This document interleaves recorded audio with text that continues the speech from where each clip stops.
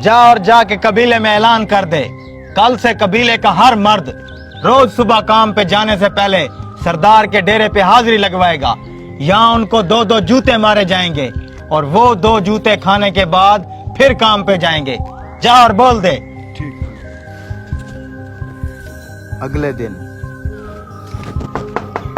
सरदार, आपके हुक्म के मुताबिक कबीले के सारे लोग जमा हो गए हैं, तशरीफ ले आएं।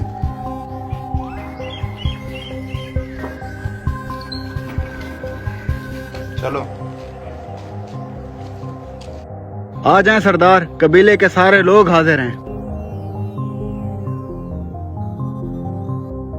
तुम्हारे कबीले के सरदार ने ये हुक्म दिया है, रोजाना काम पे जाने से पहले तुम लोग डेरे पे हाजिरी लगवाओगे। यहाँ तुम लोगों को 2-2 जूते मारे जाएंगे और वो 2 जूते खाने के बाद ही तुम लोग काम पे जाओगे। किसी को कोई मसला, कोई एतराज? मुख्तियारे, मारो जूते इनको।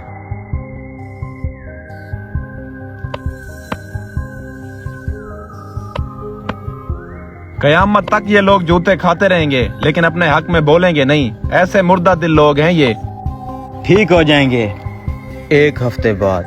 वो देखो आ गए जूते खाने।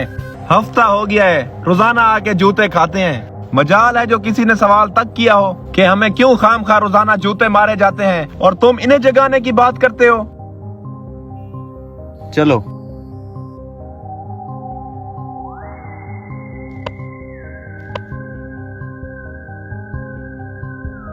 कैसे लोग हो तुम लोग?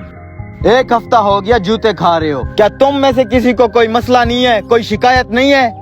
सरदार, माजरत के साथ हमें शिकायत है। शुक्र है। देखा सरदार, कोई तो है जिसको मसला है, कोई तो अपने हक के लिए बोलना चाहता है। जगा दिया ना मैंने इनका ज़मीर। हाँ बाबा, क्या मसला है तुम्हें? सरदार, हाथ बांध के गुजारिश है, हम लोग रोजाना यहाँ जूते खाने आते हैं। हम लोग ज्यादा होते हैं, जूते मारने वाला एक ही बंदा है।